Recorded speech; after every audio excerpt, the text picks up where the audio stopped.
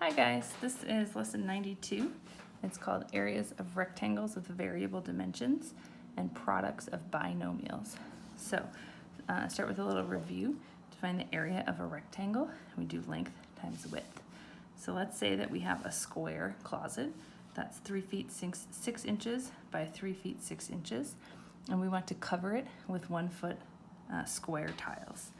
So a little weird way to do some multiplication. If we have 3 feet 6 inches, we can divide this into 3 pretty equal chunks here for our 3 feet, and then make this a little skinnier to have it be our 6-inch section at the end here.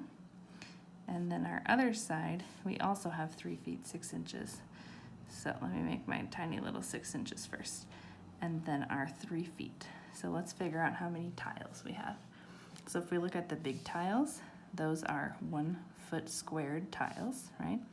We have 1, 2, 3, 4, 5, 6, 7, 8, 9 of those. So we have 9 feet there. If we look at these tiles, these are all half tiles, right? Because I have 6 inches is half of a foot, so I have 3 half-foot tiles here, 1, 2, 3. And I also have 3 half-foot tiles here, so that would be 6. So if I'm thinking about half feet, I have 6 tiles, which is 3 feet.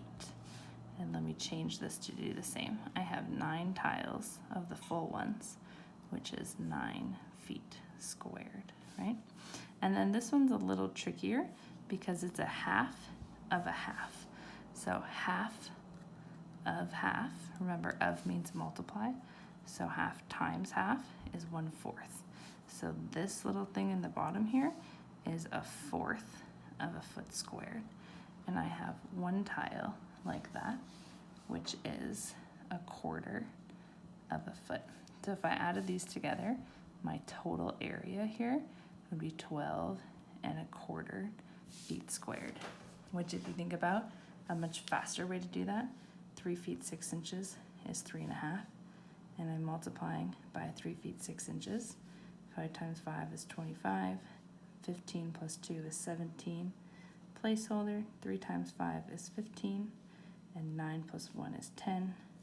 So if I add that, I get 12, 2, 1, 2 decimal places, so 12.25 feet squared, which is what I got here.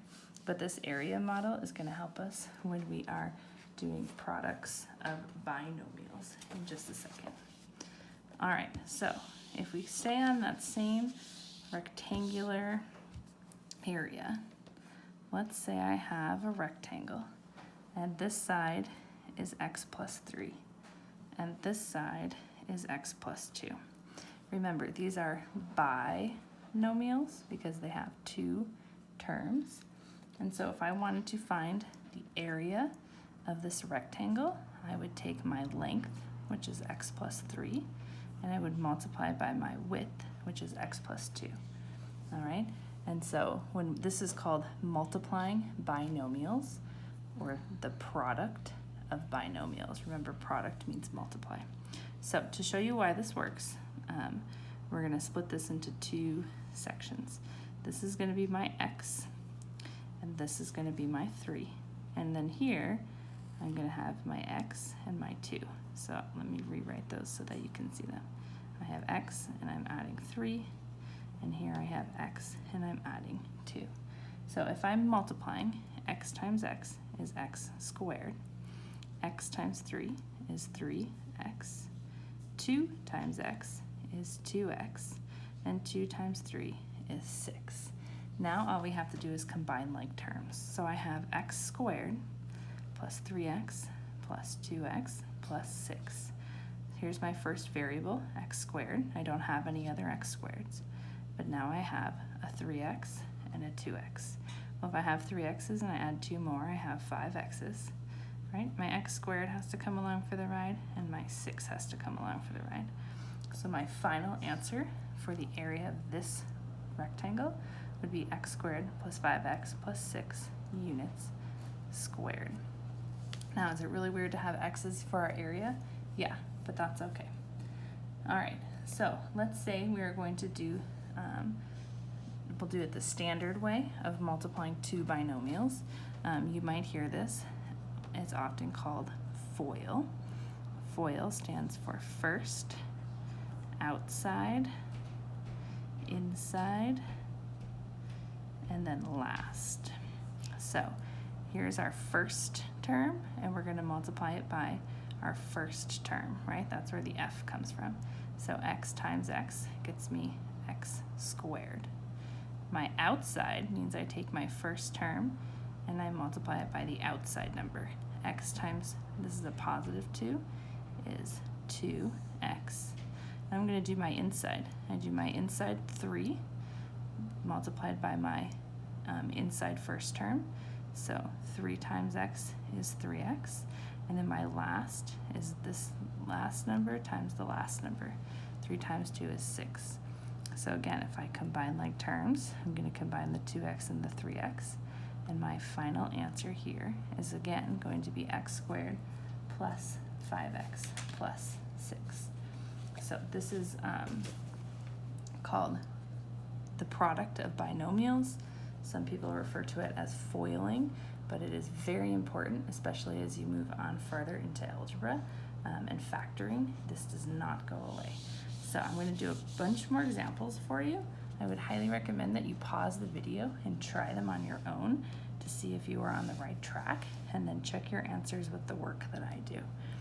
So here we have x plus 2 and x plus 7. So again, I have FOIL. So I'm going to do x times x is x squared. X times 7 is 7x. 2 times x is 2x. And 2 times 7 is 14. If I combine like terms here, I have 7x and 2x. So altogether I have x squared plus 9x plus 14 as my final answer.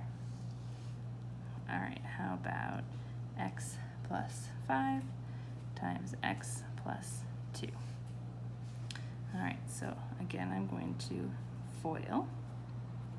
I have x times x is x squared. X times 2 is 2x. 5 times x is 5x. And 5 times 2 is 10. Combine like terms, and I get x squared plus 7x plus 10. All right, now we're going to make it a little trickier and add a subtraction sign in the middle. So what happens if I have x minus 3 and I'm multiplying by x plus 1? Again, do FOIL. So x times x is x squared. X times 1 is 1x. But now I have a negative 3, all right? So what's negative 3 times x? Well, it's negative 3x. And negative 3 times 1 is negative 3. So if I combine like terms here, watch your math. You have x squared minus 2x minus 3. You might have written down x squared plus negative 2x minus 3. Or I guess in this case you might have even done plus a negative 3. And those mean the exact same thing, so those are both fine. All right, we're going to do 3 more and call it quits. All right, number 4. What happens if I have x minus 2 and I multiply by x plus 2? So again, x times x is x squared. X times 2 is 2x. Negative 2 times x is negative 2x.